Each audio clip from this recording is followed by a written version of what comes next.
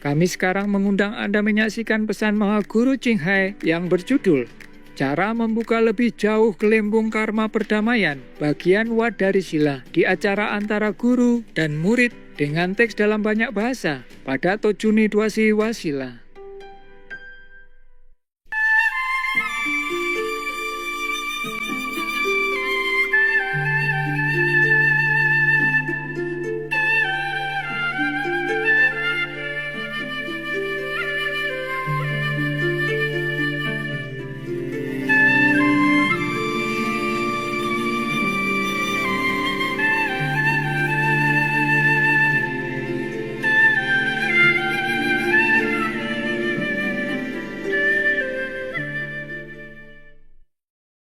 Greetings, all my beautiful souls, disciples or non-disciples.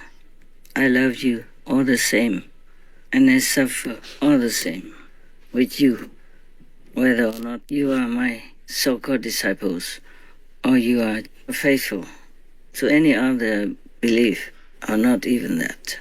May you always remember God's love and God's blessing, unconditional, everywhere. Just don't forget that. Then your life here will be better, and your life after here will be reassured of heavenly bliss, happiness, and peace. I would like to talk a little bit about peace again, because this is what most of you would like to know about. As you can see, peace is getting closer and closer to complete, even though it takes too long for all of your expectations, hopes, and takes too long for my liking also. Believe me, I long for peace even more than you do. Even then, I'm at least still alive and grateful to be able to talk to you through all this advanced technology. We are not at the peak of technological reign yet, but still we are much better now than some 100 years ago.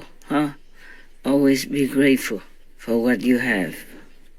Now, peace takes too long to come. There are many reasons.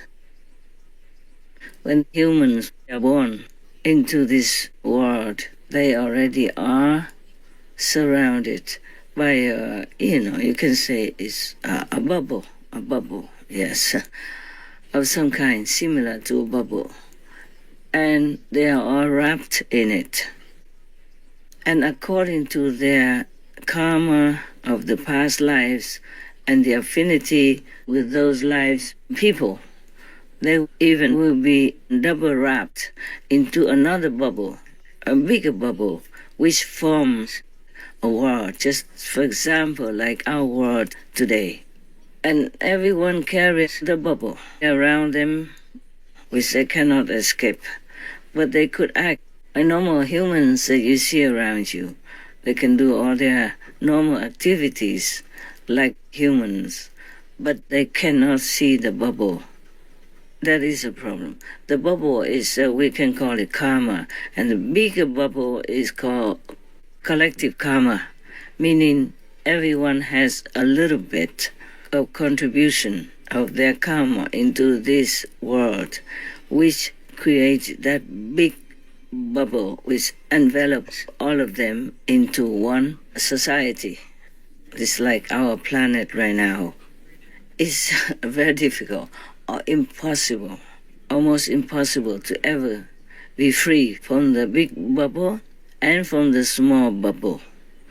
But still we can always, enhance it, improve it, so that we can have better freedom than if we did not improve it. We improved it by our moral standard, by our vegan diet, by our good deeds for society to whomever is in need, by loving, protecting the animal people and all beings in the same bubble as we are. Everyone born here must have a bubble, and together they contribute something to create that big bubble around all of them. Some contribute more, some less. Depends on their karma, heavy or light. But no one can escape their own personal bubble or their big bubble that surrounds all of them, that wraps all of them up. Not surrounds, but wraps them all up. So they stay in one world together and look like they're alive and active and all that, but they are all in one prison, a big prison, and they're individually imprisoned, like maybe house arrest or something like that, a similar situation. The only thing that can help them to get out of the bubble is the master power. If they're fortunate enough to meet a master, believe in the master and practice what the master taught them, then they can be free. And if they don't continue to create more karma, then they will never have to come back down to this plane of physical existence. But they will be, lifted up and put on the path to return home. Home is not just one home, but many homes. Some are lower level spiritually, and some are higher or middle spiritual level. There are two types of people who are lifted up. One is by their own karma, a good karma or some spiritual connection or practice here and there in former life or this life. One is completely free and will be on the way back to the great home before all creations began. That's your home, your real home. But only with the grace and power of the Master, the living Master, true Master, ordained by God, then you can reach that status, either in this lifetime or you can continue your journey home after this lifetime.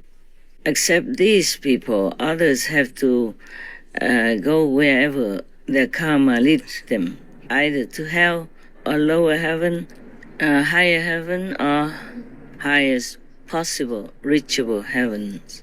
The so-called heaven begins already in the astral world, which is next to our world. The astral world has many levels, more than hundreds. And the lowest one is hell. And the higher heavens, where most of the so-called near-death people have reached and come back to this world to tell other humans all about it. So there are different kinds of experiences in near-death experiences. For more spiritual elites, they could go to the second level or the third level max without the master power and a master grace to liberate these people. They will come back. From the third or the second or the astral level, they all come back to continue their journey again, until one day they will be completely liberated by a true enlightened, God-ordained master. These are the most fortunate and the most mature souls. Even if we achieve peace, we won't be able to be liberated from the three confined worlds.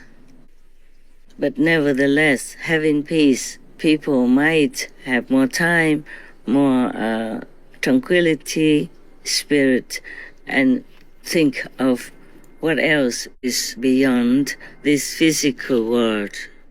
But within war, there might also be a similar effect, or an even more intensive one.